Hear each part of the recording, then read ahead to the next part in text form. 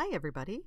Today I am going to show yet another way to make animals out of glass, and this time I'm going to make an elephant bead, and it's a flattened bead that hangs downward with the hole going horizontally across. And as usual, you can find me through facebook.com/jeansbeads. So I'm starting with a big mass of glass here, and I'm using this dark gray. So it's any color you want to use. I've also made pigs and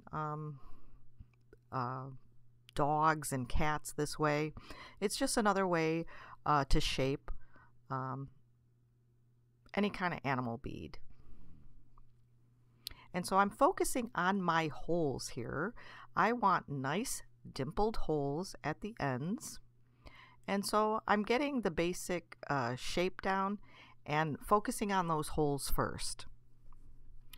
And I kind of go out of screen when I flatten this here. I'm sorry about it. I tried to zoom out, but it was just off camera.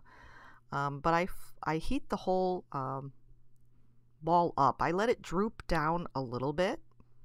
And here I zoomed out, but I'm still kind of off camera there as I flatten it. And I'm looking directly down at the mashers as I'm flattening, so I could see that I'm doing it evenly. And see, it's a little more glass on the bottom side. It's drooping down a little more than the top side. And I want that because I don't want the pendant or the bead, when it's actually strung, to accidentally flip around and hang upside down. So you want it heavier at the bottom and more glass at the bottom. And I'm also going to add little feet at the bottom to add a little more glass too. And I just have a little rod, so I'm holding it in my tweezers. And it broke. But I'm laying down just a big dollop of glass for the head. I'm going to make a big giant head on the front.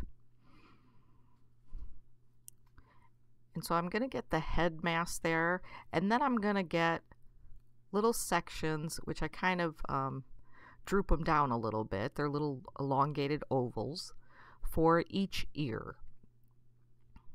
So I lay that glass down, and I get as much glass as I think I'm going to need. And I have my, the glass got stuck to my tweezers there. But I get all the glass on that I think I'm going to need for these parts. And like I said, I've made piggies this way and dogs, so it doesn't have to be an elephant, but it's just another way to shape an animal bead, besides doing a fully round three-dimensional bead, you know, or just a head or something like this. It's like that big disc represents the body.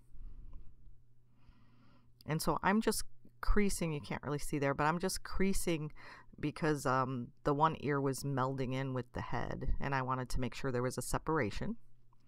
So I'm widening and elongating that head a little bit, and then I think I'm gonna shape it a little bit, and I'm flattening the little ears on either side. Flatten those ears down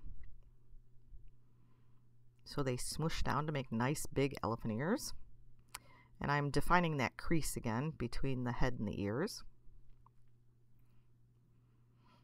And I'm putting little creases along the outside edge, from the middle to the outside, little creases along the ear.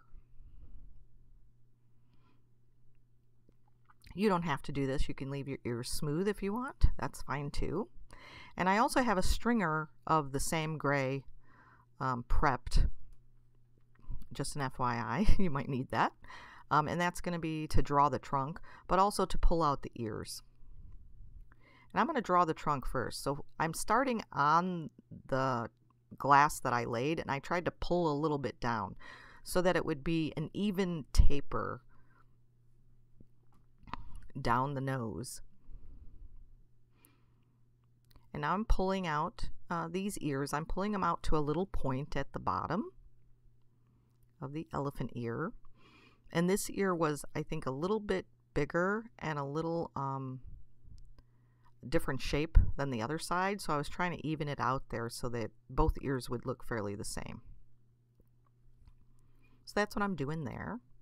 And now I'm going to take my little X-Acto blade, and I'm going to also put little creases in the trunk, going down the trunk. And once I have that done, I'm going to flatten the end of the trunk and make that little nose part, that little indent, which is for their little nose. I'm going to do that. And I'm just defining that trunk, the bottom of the trunk there. And so basically I have the head done. And now I just need to add little dots for eyes. And I made these eyes a little crooked. I think one eye is smaller than the other eye, but oh well, nobody's perfect, I guess.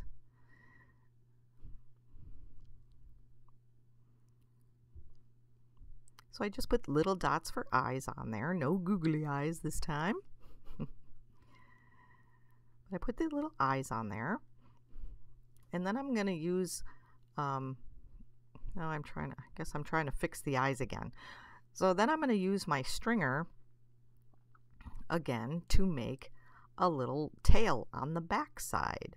So even though it probably won't be seen, it's always fun to have the back side completed too. So it still looks like an elephant or an animal of some sort from the back side. So I'm going to add some glass for the feet and define those feet. And I'm just making simple little balls. I'm not putting toenails or anything on this. I'm just going to make little balls and squish them flat, kind of like how I've done on other animals. And now I'm heating that back. I want to heat the back so that the glass will stick. And I make a little curve. I'm pulling it out a little longer. I wanted it a little longer. And now I'm just going to add a little ball of glass at the end for that tail tip that they have. So I flatten that a little bit to spread it out. And then I'm just going to heat it and pull it out to a little point with my rod of glass. And there's a little tail.